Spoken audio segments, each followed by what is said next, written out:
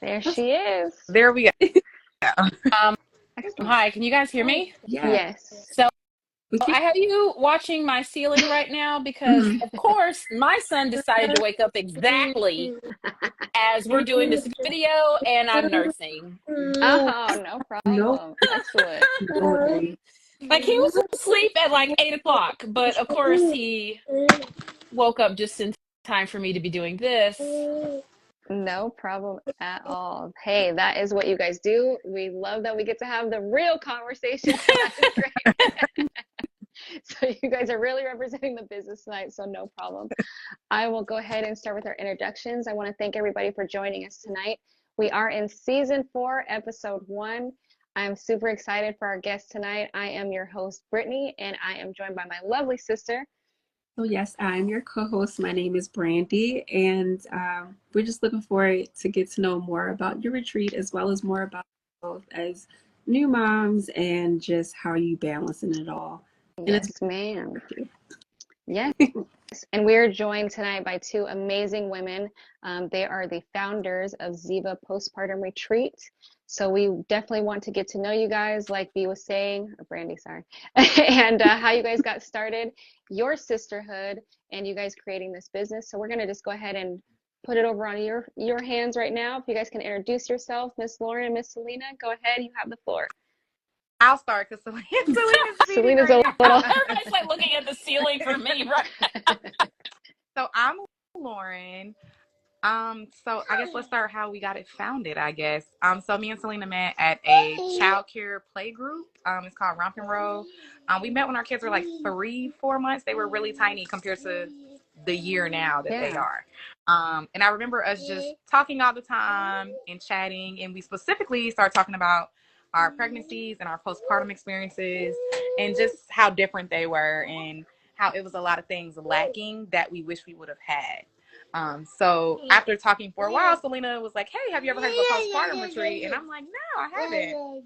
So she educated me behind the whole thing. And then I was like, okay, let's do it. I was like, imagine how different life would have been if after we had our kids, we had all these resources in one place. So that's basically how it got started. That is amazing. So from the childhood, play areas, you guys creating a space for new moms and crazy. So how does that even get started with, creating that type of business? Because it is new. Like I said, I probably heard it one other time. Never been anybody who actually runs one. How does that actually get started? It's a long process. Yeah. I'm not going to say that it's easy. It took us a while to get this off the ground because, again, we're basically putting everything that mom needs in one place, right? So we basically have to get everyone together, get all these resources together, and also find a host, which would be the hotel that we're located in. It's not, like you said, it's not something that's been around. It's fairly, the first one was in 2022. So that's why, I mean, it's really new. That's amazing. New as in a few years ago new.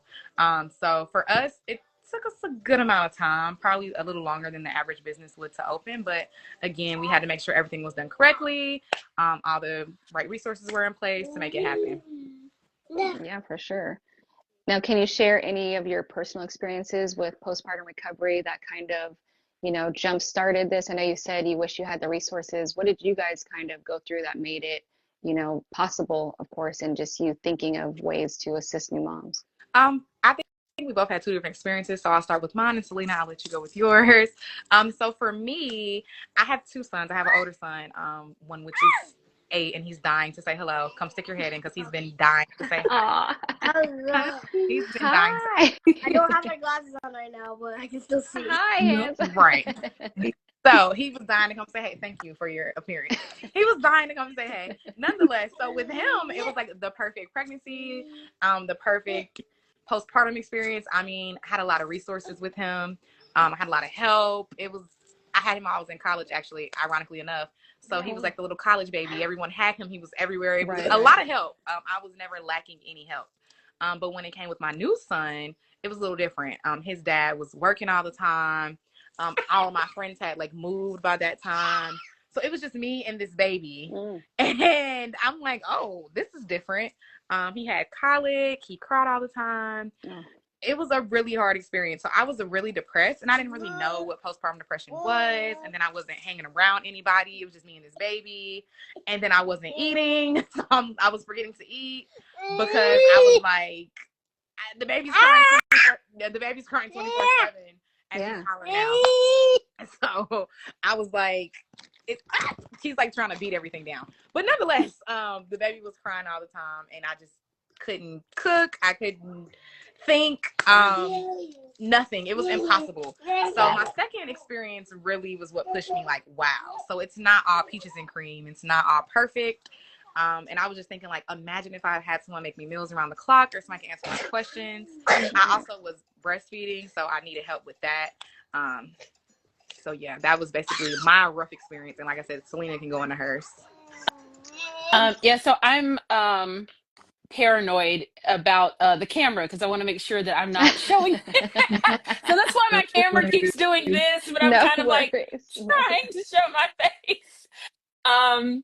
So just piggybacking off of what Lauren said, I think that um, the retreat it's not a concept that is new outside of America.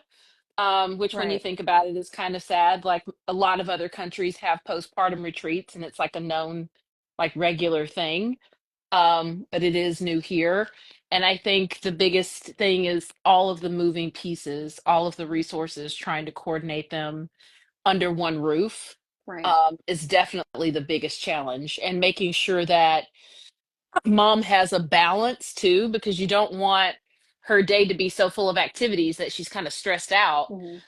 But then at the same time, you want to make sure that she partakes in all of the resources that you've gathered together. So I think finding that balance is probably the hardest part of the business.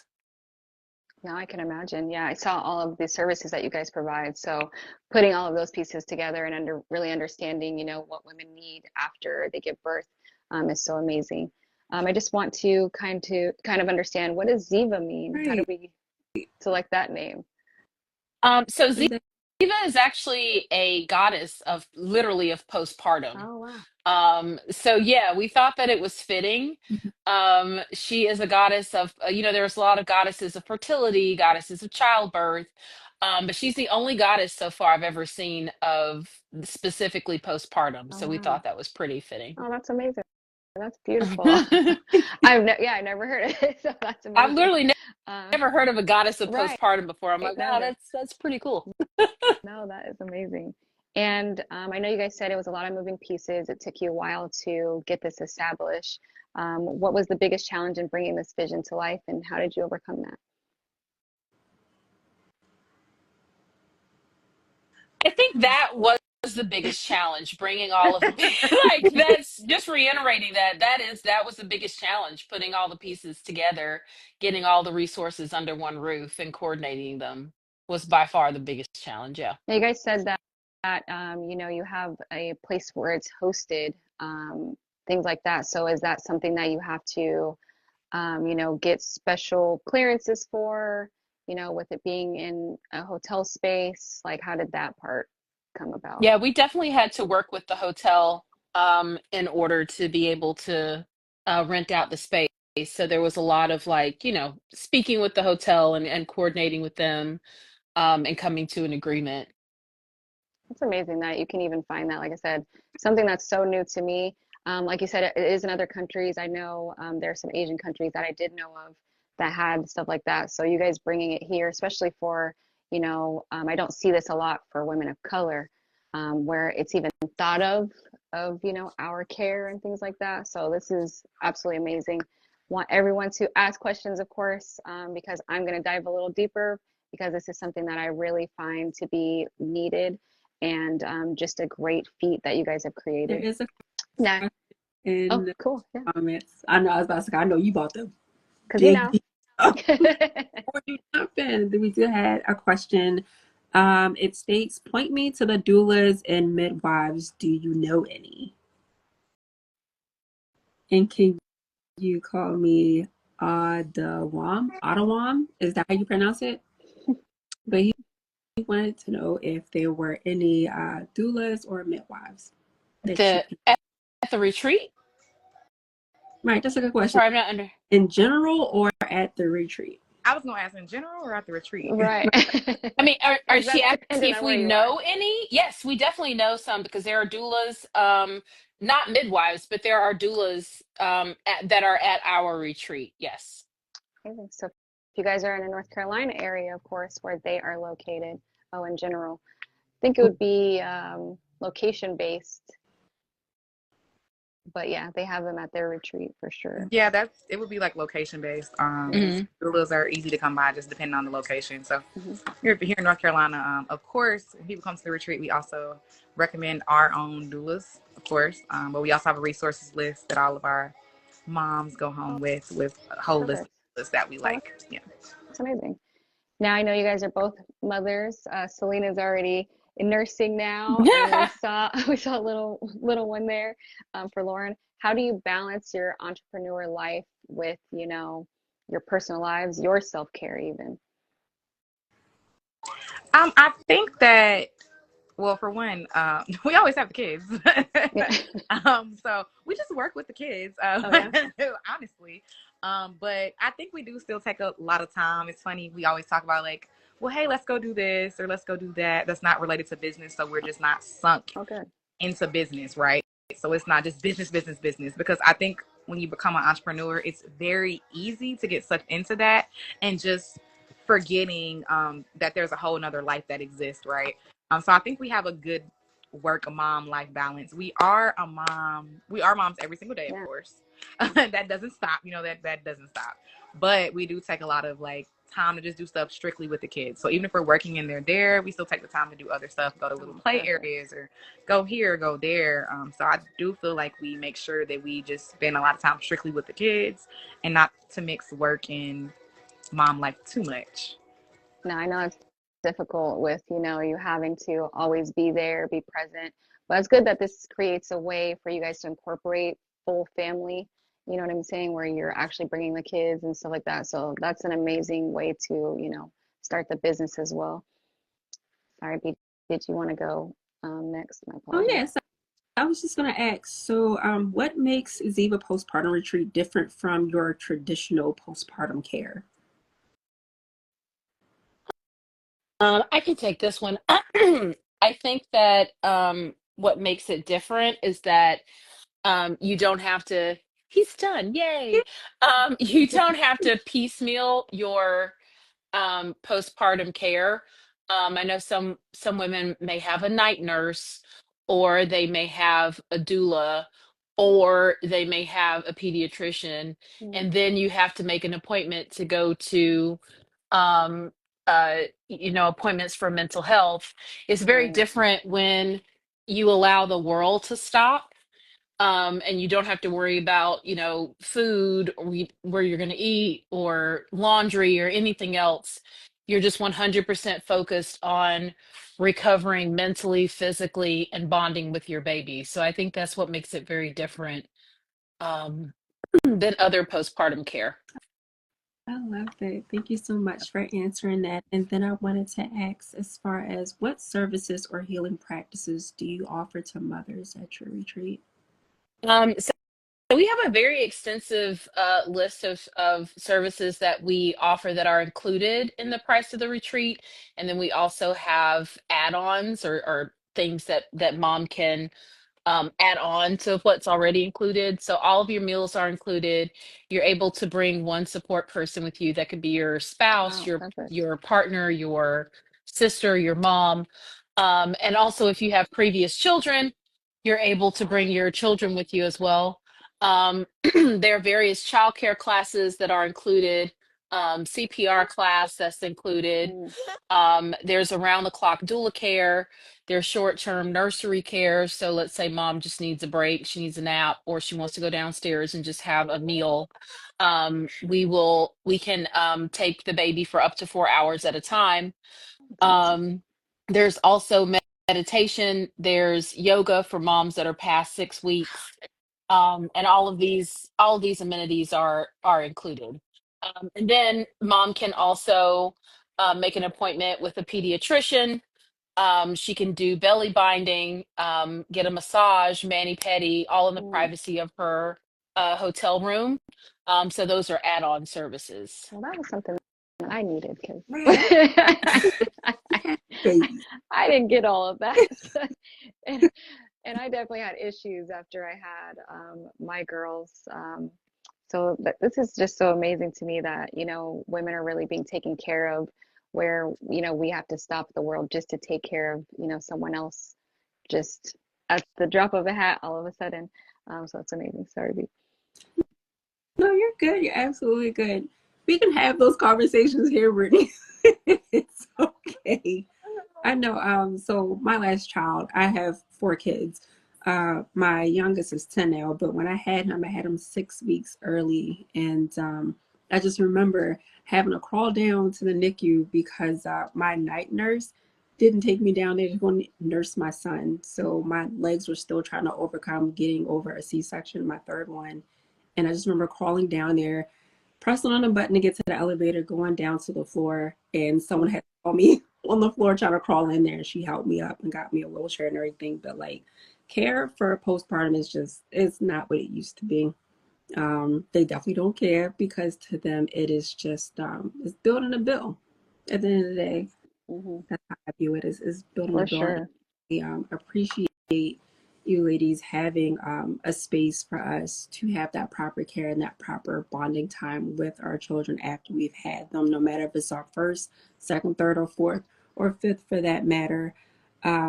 Totally had gotten away from our questions, but my next question was going to be, how do you create a safe space and a non-judgmental space for mothers to pretty much like share and to heal with each other while they're in your retreat? Uh, oh, wait. I feel like I'm starting to take over the. No, go ahead. Lauren, do you want? You Okay. handle it. I'm like, wait, I answered the last question too. Um, so we have policies in place where, we ask that moms not use their cameras or their phones Mm-hmm. unless they're filming in their own private rooms. So once you go to like the mother's lounge or the nursery, or you're in like, public areas for the rest of, everybody that's at the retreat, we ask that you not film. We also have something that's called the mother's hour. So in the evenings, there is a topic. It might be, like, how was your birth? Was it traumatic? What steps are you doing to get your power back? Mm-hmm. So there's like conversations that take place every evening where moms can sit around and talk about different things from, the topic may be postpartum anxiety. Do you know what that is? Do you think you may have it? Postpartum depression, birth, like I said. So topics like that kind of get, not only does it get moms to open up, but it kind of cultivates kind of a safe space. Thank Oh, for you so sure. much. Brittany, you want to go ahead and answer that extra Yeah, question? kind of just going off of what you guys both spoke about with Mhm. postpartum depression. What are some of the red flags a new mom might want to pay attention to, um, that, to show that they need maybe that extra emotional support or physical support? What would you guys tell new moms to look out for? I think that there are quite a few different signs, and I think that because we as women are just expected to just truck on no matter what, it's very easy for us to just overlook them. I think postpartum depression has gotten a lot of, um, I guess, recognition is if that's the right word lately, but there are so many things that can happen to a mom postpartum. There's postpartum anxiety, there's I postpartum never heard of that. yeah, there's postpartum. I feel like I have undiagnosed postpartum anxiety for sure. There's postpartum psychosis. There are so many things that can happen postpartum that we're just not educated about. So I would say if there is any point where you don't feel like yourself, which is everybody, Yeah. you should talk to someone, because it might be something small, but then it may not be. And we are in danger of different postpartum conditions, even past a year postpartum. Oh, wow. So you could be doing fine for 6 months, 1 year, 12 months, 13 months, and then you have a postpartum episode that pops up. So I think that that mental health should just be a given. It shouldn't be something where you have to wait until you think you see a sign.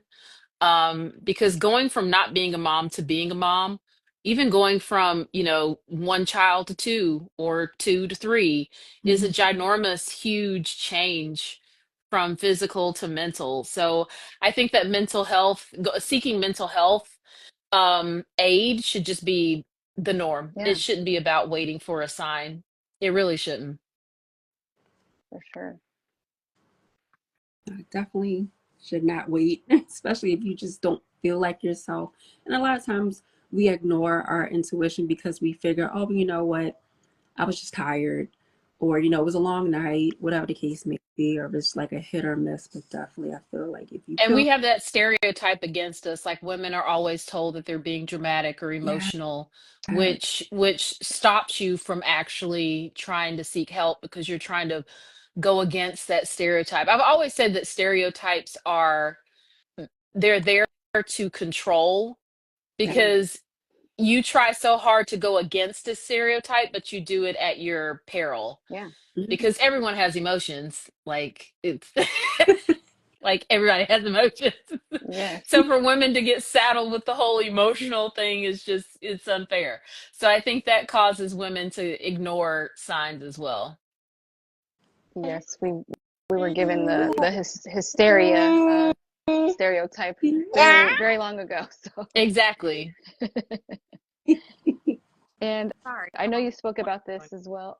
You're good. Yeah, I saw him with the phone, and I was like, he's really on now. He doesn't care. And Lauren, I know you spoke on this before, especially with your first son. You spoke about, your community and how you had a lot more help. How important is a village in the postpartum journey, and how can moms build one? I feel like that's one thing that is changing over time. So, like I said, that was 9 years ago Yeah, when I had a lot of help, right? Mhm. Now it's not as yeah, common. yeah, So that's the point of Ziva, to help build that connection in that village. We want to definitely, since we want to definitely try to foster that sense of like connection among other moms, with the system that we give you. And like we said, we don't send you home like, hey, you had all of this stuff and now there's yeah, nothing. We definitely send you home with a list of resources to continue to have that. And we do encourage the moms to exchange information, meet other moms. Like I literally met Selena at a mom yeah, group. I didn't know her. She yeah. didn't know me. We were just talking and we had kids and we became friends. So it's very possible to do that. And also just connecting with other moms to help. There are plenty of times Selena helps me with my baby or vice versa. And that's important. Like I said, I didn't have that with him. So just to have people that are around to help you, whether it's friends, anyone, is just super important. No, for sure. And that's kind of how our journey began. We were both military Yep. wives. So if anybody knows how that is, and you're moving around a lot, you're away from family most of the time. So definitely understanding, meeting somebody and building that village, that sense of community, and growing that sisterhood, like I said. So I love that you guys continue to assist even after the services, at the retreat space, because I know that that's when, reality really sets in. You're pampered, you have all of these amazing services, and then it's like, oh, now I'm home with this baby and probably by yourself. So that's such an amazing feat that you guys have been able to establish here. I wanted to ask you, in particular, can you share a transformational story from a mom who attended the retreat that really stuck with you guys?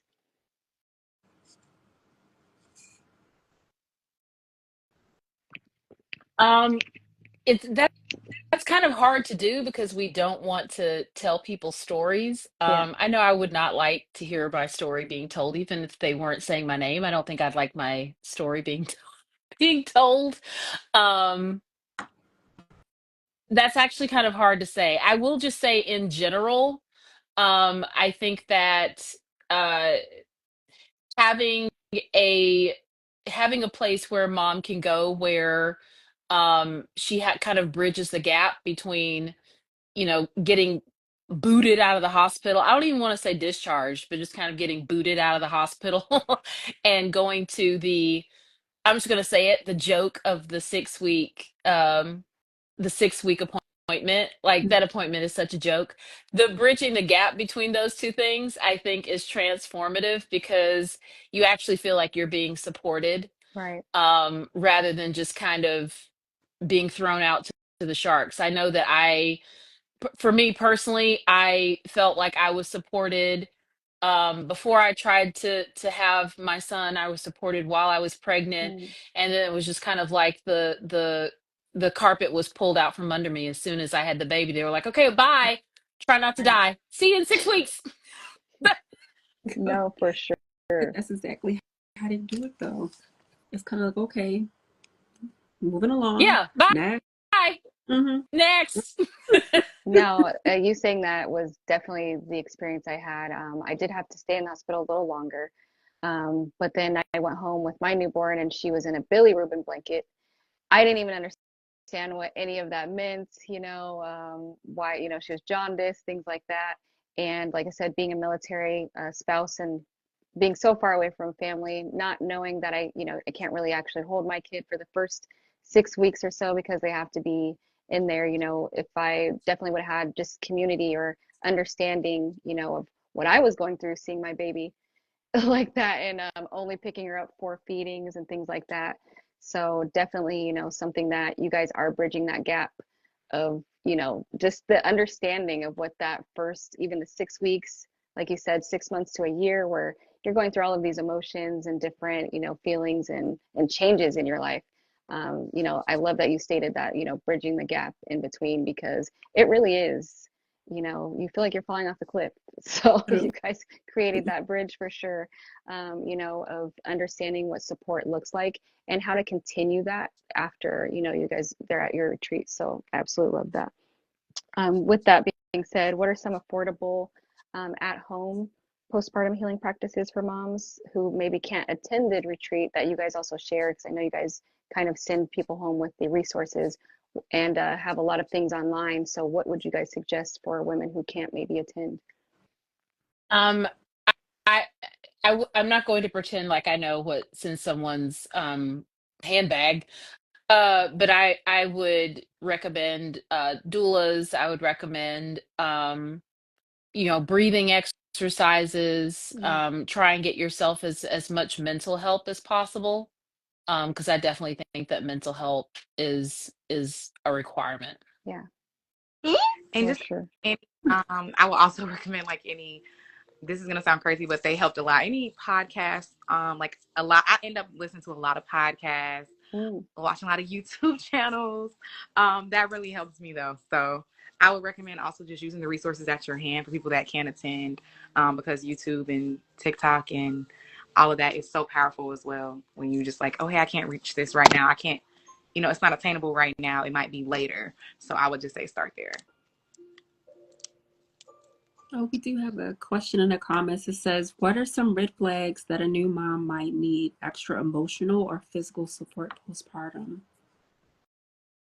I feel like I said earlier, I personally don't believe in like the red flags that you should watch out for Mm-hmm. postpartum. I think that it should be normalized that you should just have extra support, period, when you're hmm postpartum. Like the way that you know that you need extra support postpartum is that you're postpartum. Yeah, right. It's Period. plain and Have you simple. had a baby? You Right. need You need support. help. Yeah. I don't I'm going at it alone until I Yeah. see some red flags. No, you need help. You've had a baby. The Yes, end. for You've sure. had a baby. You need help. Yeah, I no, for think that sure. that's like the waiting for these, quote unquote red flags. Mm-hmm. I think that means that we're just not getting that.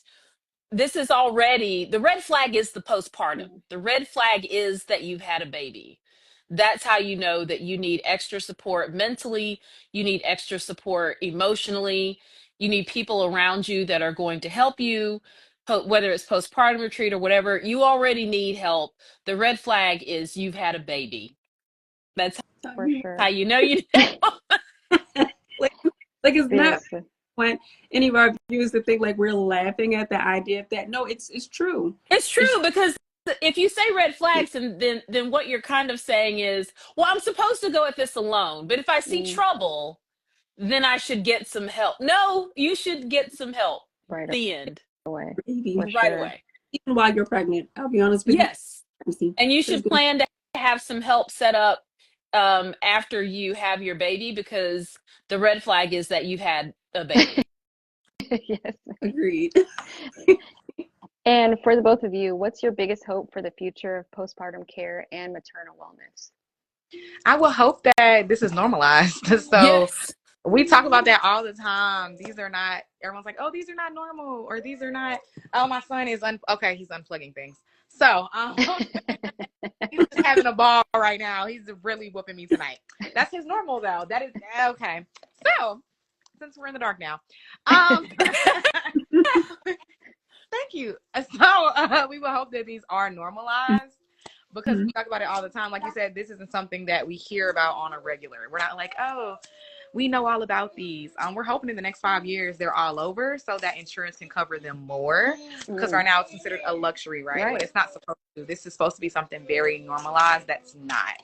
So we will hope in the next 5 years that this conversation is way different from us saying like, hey, this is a luxury. No, it's normal. So hopefully America catches up, because everyone else has. So hopefully that's what will change. Oh, for sure.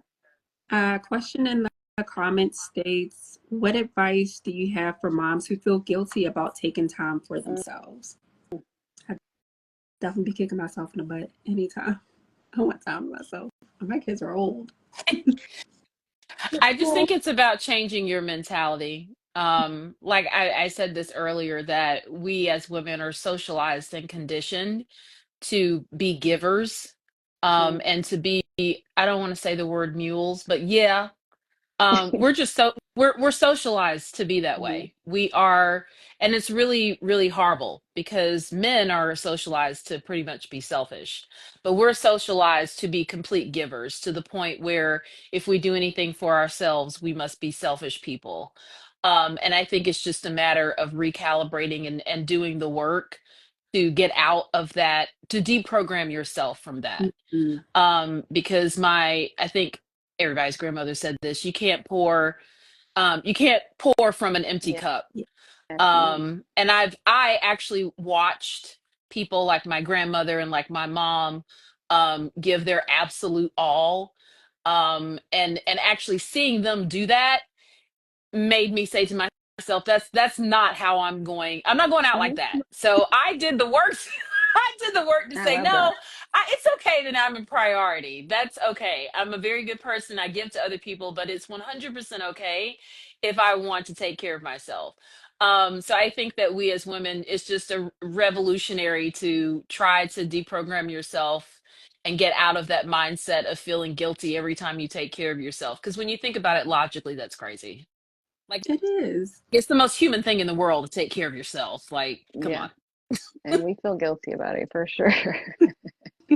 I still do all the time. Like Dee was saying, my girls are older, and if I just miss something that they asked me to do, or there's like, mommy, like even getting ready for this, I have to like still put them away, like, like you would think. I have a senior and an eighth grader, but I had to remove them. Like, okay, I have 5 minutes left. All right, are you done? You done telling me that story? So it doesn't get any easier, but definitely learning that too. If there was one message you could leave with every new mom, what would it be? If it was one message that we could leave with every new mom, I guess it would be that you're still human. I feel like sometimes I guess that stems from the last question, but I think sometimes we do forget that we are human, and you deserve a break too. You deserve grace too, and just give yourself grace. You just pushed out a whole life. That is a big accomplishment. So be proud of yourself and just give yourself grace, and just remember that you are human. You did something amazing in life. It's going to be a lot of changes.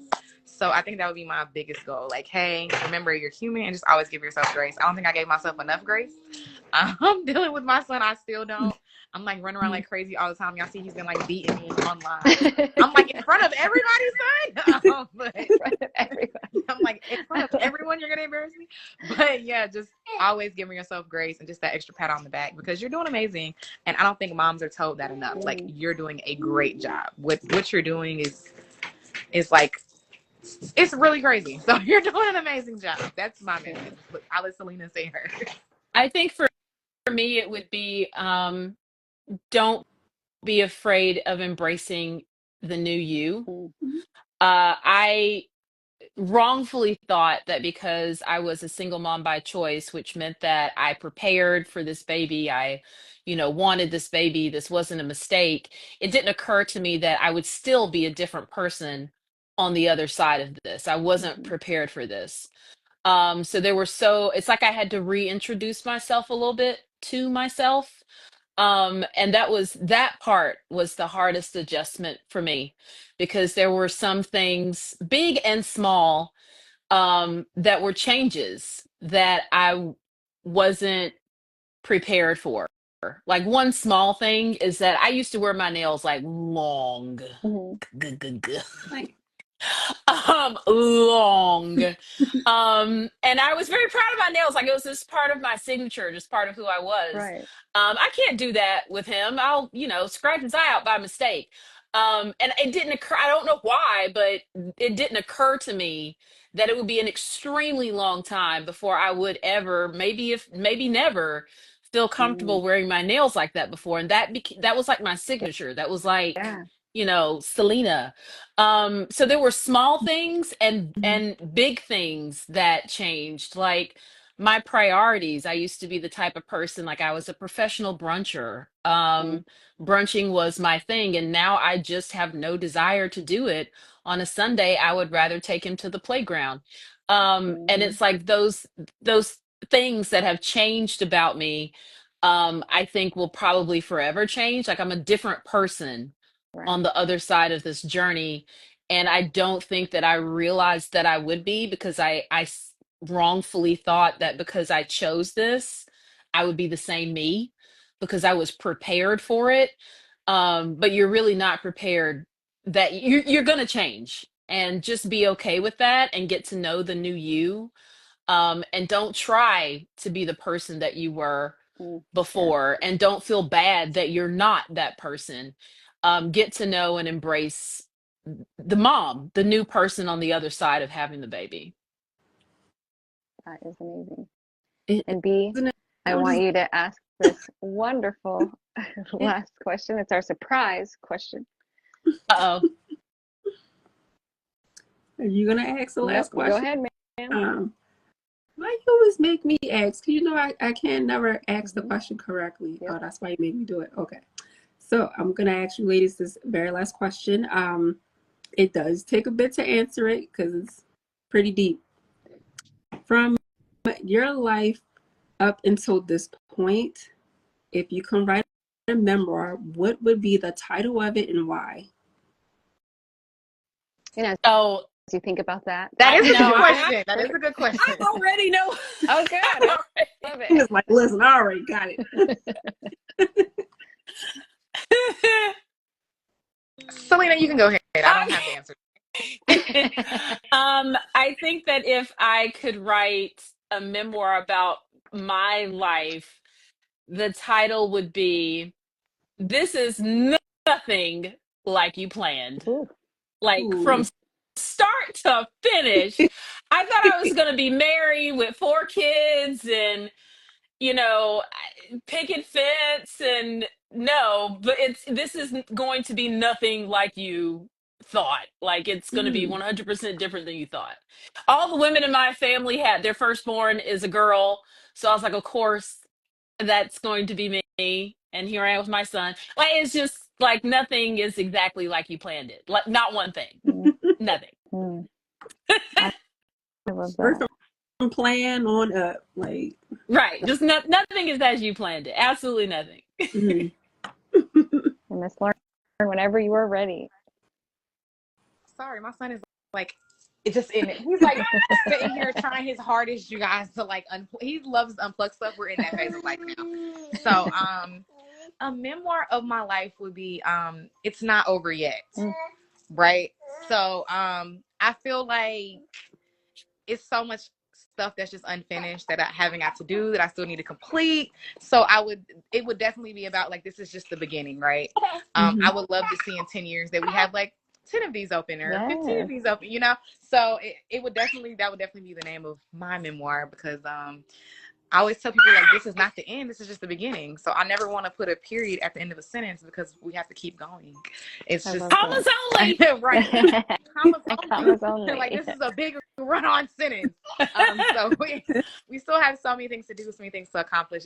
I would just tell myself, like, hey, this is literally the beginning. You're just getting started, and just, get ready for the rest of your life. Okay. And my son's cutting. I would say that your son's gonna always unplug cords and try to lick them. So, but yeah, that would be what I would. Excellent. Thank you, ladies. I really appreciate you sharing that and your stories tonight. We want to give you ladies your flowers and really thank you for what you're doing for community, and that you put your vision to life, because it is touching so many women already. And I know we're definitely going to see you guys with multiple locations. Yes. So we're very excited to have you. I just want to thank you again for your time tonight, and just for sharing, this wonderful blessing that you guys have started. Thank you so much for having us. Yes, it was a pleasure. Thanks for having us. Of course. And thank you, everybody, for watching. I've already put the tag to their page. If you know a new mom to be, please book them a retreat. Gift it to them. Definitely, if you see any signs of postpartum, a friend or a family may not even notice that, please tell them go get some help. But most certainly, please go follow Ziva Postpartum Retreat. Please go to their website. Please donate if you can. Try to support them any way that you can, because we're trying to get these ladies to at least 5-7 different retreats. Let's make it happen, everybody. Teamwork makes the dream work. Thank you, ladies, so much for being our guests. And we appreciate you. Thank you. Thank you guys. Have a wonderful night. Bye, you guys. Bye. Bye. Bye.